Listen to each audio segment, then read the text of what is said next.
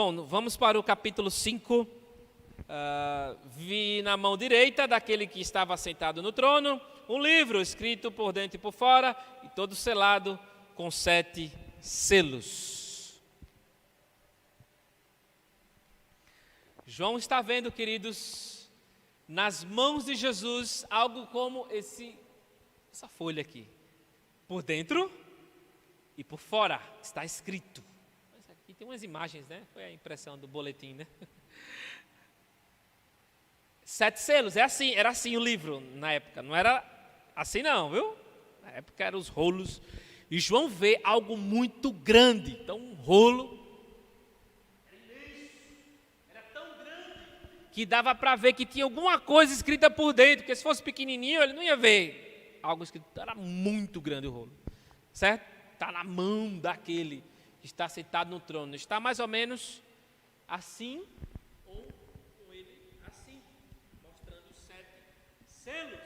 certo?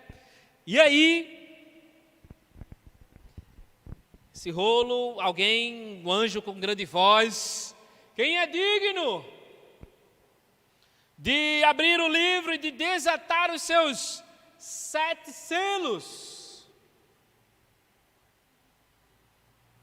Ou seja, quem é digno de abrir e de ler? Ora, verso 3, nem no céu, nem sobre a terra, nem debaixo da terra, ninguém podia abrir o livro, nem mesmo olhar para ele. Abrir e olhar, ou seja, ler. Nem abrir, nem ler. Veja que situação, que livro misterioso é esse. O que é que está acontecendo? Queridos, esse rolo muito grande, esse livro, ele revela que o plano completo de Deus, o propósito para o mundo ao longo de todas as eras. O propósito misterioso de Deus está ali escrito naquele livro. Não sabemos quando ele foi escrito, quem fez isso. Com certeza o próprio Deus, né? A gente imagina. E no verso 4, João olha, chorava muito, porque ninguém foi achado digno de abrir o livro, nem mesmo de olhar para ele. Um teólogo alemão, Zacarias Ursinus, de 1563, formulou a seguinte pergunta: será que uma criatura, sendo apenas criatura, pode pagar por nós? Ele respondeu: não pode. Por quê? Primeiro, porque Deus não quer castigar uma outra criatura, pela dívida do homem. Segundo, porque tal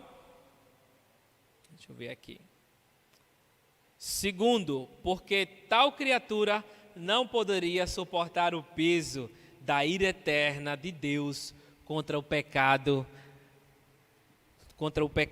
e dela livrar outros.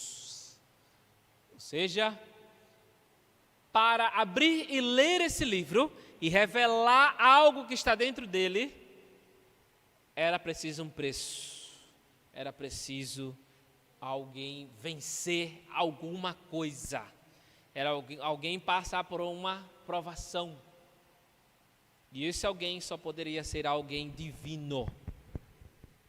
E alguns intérpretes falam que lá em Isaías capítulo 6, a visão que Isaías está tendo é a mesma conotação dada a Cristo, quando Cristo já estava diante do Pai e disse para o Pai: eis-me aqui, envia-me a mim. E eu quero ser enviado a fazer esta obra que o Senhor está propondo em seu conselho eterno, meu Pai.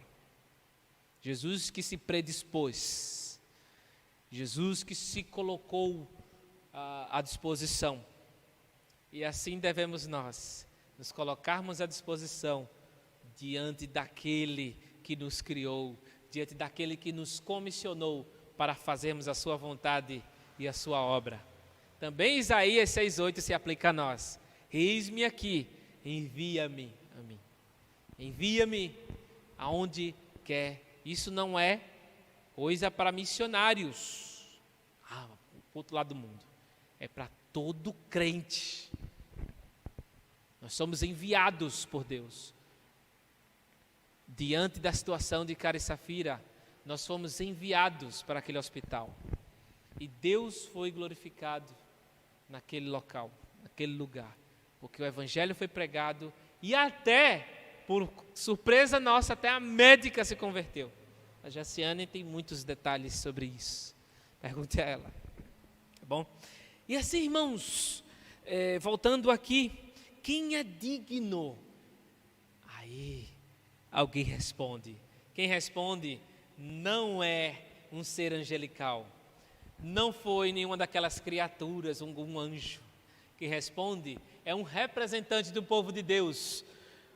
E todavia um dos anciãos me disse, verso 5, não chores, eis que o leão da tribo de Judá, a raiz de Davi, venceu para abrir o livro e os seus 7 selos. Impressionante, irmãos, impressionante, que essa voz, quem fala, era um representante do povo de Deus falando para João, consolando ele, mostrando que o leão de Judá, leão, queridos, por que leão de Judá? Porque é a profecia de Jacó, quando ele vai estar abençoando todos os seus filhos. Quando ele chega em Judá, ele põe a mão na cabeça de Judá e diz, Judá, você é como um leão que ruge, é como um leão que governa. Por que raiz de Davi?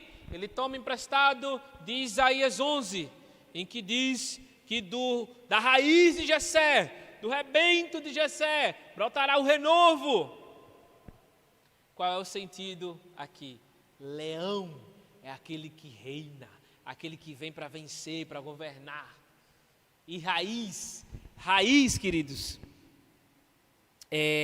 também é a origem de uma árvore. Ou também é aquilo que permanece quando uma árvore é cortada. Se você serrar uma árvore, o que permanece é a raiz. Então, mesmo o povo de Deus ter falhado, ter sido quebrado, ter sido cortado, o povo de Israel não conseguiu cumprir a missão, conseguiu executar a vontade de Deus como um todo. Mesmo assim, a raiz está lá. A raiz fazendo brotar o quê? O renovo. Aí Jesus vem e diz, eu sou a videira verdadeira. Imagina essa videira que foi cortada e ele brota, renovando tudo e todas as coisas, nos enxertando nela. Jesus é a raiz de Davi, queridos. Bom, irmãos, a fauna e a flora representadas em Jesus. Todo o reino animal e todo o reino de plantas, né, vamos dizer assim, todo o reino florestal. O leão e a raiz, representada na eternidade do Senhor Jesus. Veja que impressionante. E quando João olha, irmãos, no verso 6, vi no meio do trono, dos 4 seres viventes entre os anciãos, de pé, um cordeiro, como tendo sido morto. Ele tinha 7 chifres, como 7 olhos, bem como 7 olhos, que são os 7 Espíritos de Deus enviados por toda a terra. Espera aí, veja que é uma visão que João está tendo, tá certo? De repente ele vê no trono um cordeiro em pé, como tendo sido esmagado, imolado. Mas vamos chegar no céu, irmãos, e chegar lá e ver um cordeiro lá, imolado? Claro que não, irmãos. É o símbolo de que a maior obra, o maior feito em toda a eternidade não foi a criação, não foi a consumação, não foi qualquer outro milagre, qualquer outra coisa, senão o sacrifício ali no madeiro. Foi isso, irmãos. O sacrifício foi tão grandioso, tão potente, em que toda a criação gemeu na morte de Jesus. Tudo se escureceu, houve densas trevas, como nunca houve na terra. E o pai abandonou o filho, de tão grave que foi o derramar da ira de Deus sobre o filho. A maior obra na eternidade foi essa.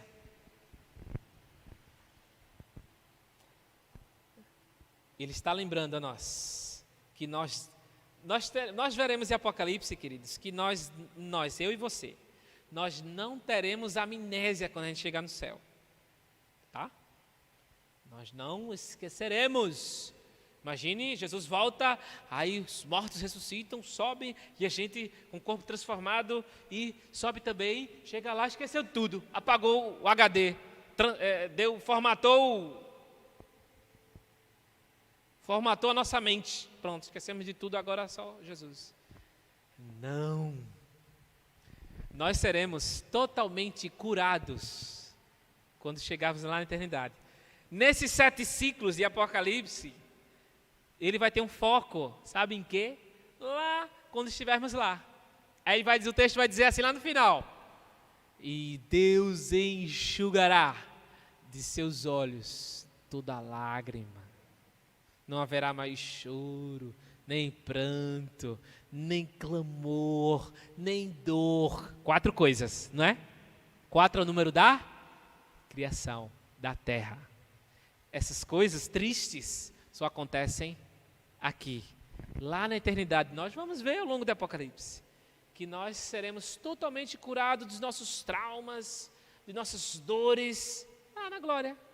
Mas jamais esqueceremos como fomos salvos, jamais esqueceremos do ato criador, do ato salvífico de Cristo. Jamais esqueceremos, minha irmã, de que Jesus atuou ali no madeiro. Jamais. Então não teremos amnésia. Cuidado com esses intérpretes aí. A gente vai chegar lá, esqueceu tudo. Não é bem assim, tá?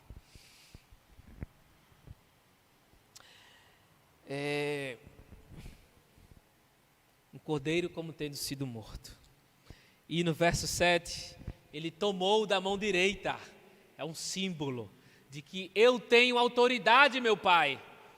Eu fui sacrificado, meu corpo foi imolado, destruído, para redimir toda a criação. Você sabia, né, que o pecado, quando entrou no mundo, ele afetou todo o universo. Toda a criação foi afetada. Tudo nesse universo todo, essas estrelas, esses planetas, esses asteroides, tudo foi afetado. Veja quão grave é o pecado. Quão grave é. E meditando, né, na morte da minha filha, uma das reflexões, tem muitas reflexões em cima, né? Eu disse, nossa, eu nunca tive uma perda tão próxima, né? De amigos, já tive de pessoas próximas, mas nunca de uma pessoa tão próxima, de sangue do meu sangue. Eu até imaginava isso, como é que será isso, hein? Deve ser ruim que só, né? Mas eu nunca tinha sentido como é essa dor da perda, da separação, por causa da morte. Então senti com a minha filha. E uma das reflexões nós precisamos levar cada vez mais a sério o Evangelho, a santidade de Deus, a vida com Deus, porque o pecado ele é tão grave, que causa a morte, que causa essa dor terrível. essa dor. Impossível de controlar. Mas que se prenda, não. Eu choro, queridos, ainda, lógico, lembro, oro a Deus, agradeço a Ele pelo privilégio de conhecê-la por 8 dias, de tocá-la, de contemplar, de aproveitar os momentos presentes. E assim, irmãos, o pecado é tão grave que causa essa dor, essa separação momentânea. Morte significa separação, literalmente. A primeira morte é a morte espiritual, separação de Deus, separados de Deus, da santidade de Deus. A segunda morte é a morte física, que nos separa uns dos outros.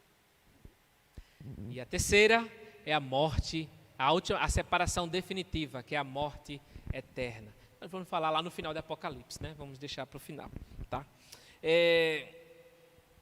No verso 7, ele tomou com toda a autoridade, né? Ele se sacrificou e fez isso. Mas os 24 anciãos, os seres viventes, tendo eles cada um harpa e taças de ouro, né? Que são as orações dos santos, eles começam a cantar e a entoar cânticos, dizendo assim, eu gosto mais desse cântico. Digno és de tomar o livro e de abrir-lhe os selos, porque foste morto e com teu sangue compraste para Deus os que procedem de toda tribo, língua, povo e nação. Bom, irmãos, digno és de tomar o livro? Olha que frases impressionantes que esses anciãos os proferem diante do Senhor, esse cântico. Tomara que alguém tenha uma inspiração aí, uma iluminação do Espírito Santo, alguém aqui da igreja, e escreva, né? Coloque numa melodia para a gente cantar isso aqui, gente. Coisa maravilhosa. Digno és de tomar o livro e abrir-lhes os selos, porque foste morto e compraste. Irmãos, é muito sério. O comprar aqui, Jesus não pagou a Satanás, como alguns. Comprar aqui não é, irmãos. Alguns vão dizer por aí pregando o evangelho, não, porque você estava na mão de Satanás e Jesus veio e se ofereceu e pagou com seu sangue a Satanás e tal. Não é. Satanás não tem posse nenhuma, tá? Tem até ilustrações, né? Já vi ilustrações, né? Fomos comprados e no mercado de escravos, Satanás era aquele que possuía as pessoas, e aí Jesus veio e pagou a Satanás. Que heresia, que erro grave, tá certo?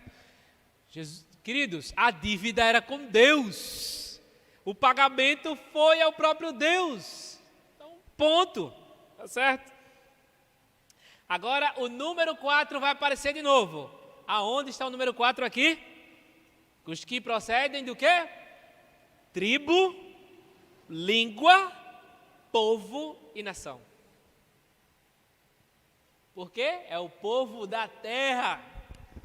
Então só tem gente nesse planeta, viu? Alguns aí estão procurando lá em Marte, os marcianos, né? Estão procurando aí. Vai gastar muito dinheiro, viu? Para tentar achar alguns seres aí da ufologia, né? Então, irmãos, o ET de Varginha, por exemplo, ninguém nunca tirou foto do ET, nunca apareceu. As 3 moças agora que viram, né, o suposto ET, só dão entrevista agora se sair dinheiro. Olha a farsa aí surgindo.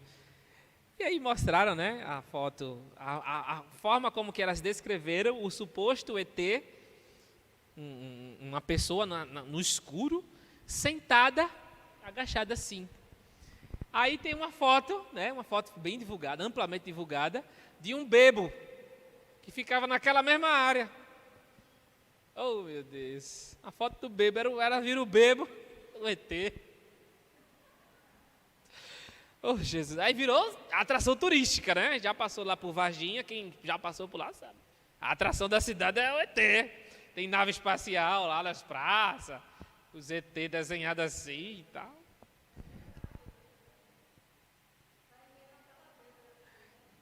Eu acho que elas estavam, né, daquele jeito, né? E toda vez que tem imagens, há um OVNI, é aquela imagem obscura, esquisita, que ninguém sabe o que é, nunca ninguém pega, ninguém abate essas supostas naves, né? Então, tem muita coisa, irmãos, que é invenção, viu? Que as pessoas, são coisas aí, não vou entrar nem nesse assunto, porque chega a dar nojo só de pensar nisso. Então não tem mais ninguém por aí, mas não, no universo não, é só aqui na Terra, tá? Então, não acredite na ufologia não, que é o estudo aí dos ETs, não. Bom, e para o nosso Deus os constituíste reino de sacerdotes. Quando o texto fala também, tribo, povo, língua e nação, queridos, é povos de todas as épocas, de todos os locais, de todos os tempos. É só isso que ele está comunicando, tá certo? Não tem que pegar aqui, é tribo, então tribo tal. Ah, povo, é povo tal. A língua, é língua assim, não sei o que. Nação, não, é algo como um todo, os seres humanos de toda a terra, de todos os tempos, de todos os povos.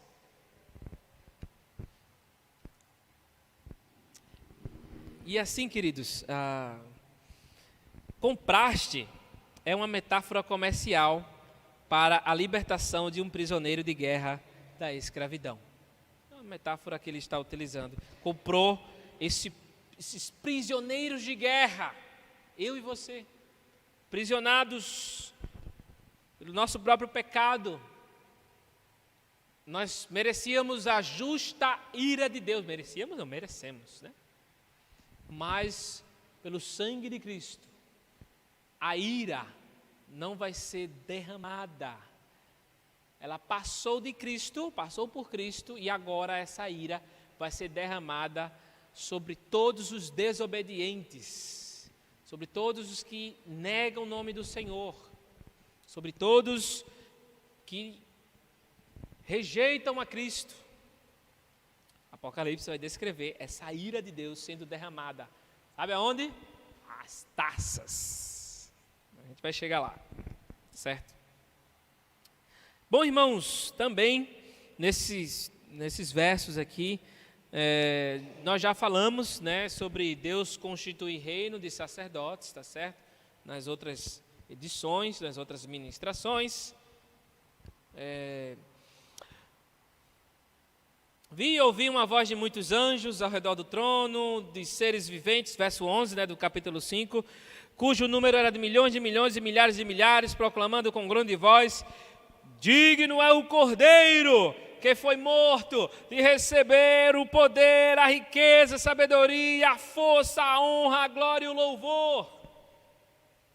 Queridos, aqui nessas palavras aqui, nesses anjos, milhões de anjos, nos textos, nas suas Bíblias vai estar lá miríades de miríades, né, e tudo mais.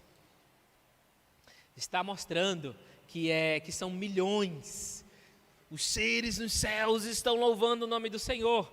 E temos aqui, queridos, digno de receber o quê? 7 atributos, 7 coisas. Esse 7 está mostrando que é a completude. Ele é digno de receber tudo, de nós, dos anjos, de toda a sua criação. Tudo. Deixa eu só falar, por exemplo, de força. Sabe o que é força aqui? É a nossa capacidade de serviço físico, nosso ser, de servir, de entregar ao Senhor, de dar a Ele a nossa força. Não é para a gente ficar feito Chester.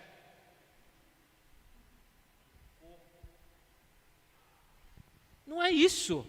Essa força é o nosso vigor, a nossa vida.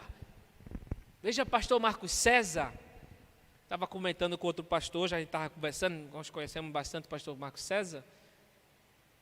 Também ele está assim, né, por várias coisas, também porque ele se dedicou ao máximo. Ele deu de sua vida lá para os africanos, aqui, dando aulas, preparando eventos a nível presbiterial, sinodal, nacional, em vários lugares e tal, pregando o evangelho. Ele deu de sua força ao longo de sua vida, de sua história. E assim, irmãos, e eu sempre digo para ele, se arrependa não, viu, de tudo que você fez, não se arrependa não. Jesus lhe usou sobrenaturalmente, com toda a força que você dedicou ao Senhor, tá? Então, todos esses 7, se a gente for falar dos 7, a gente vai passar a noite aqui, tá certo? Então, são 7 que, quem sabe aí a gente pode transformar isso aqui num sermão, certo? Só isso aqui, esse verso 12 é um sermão.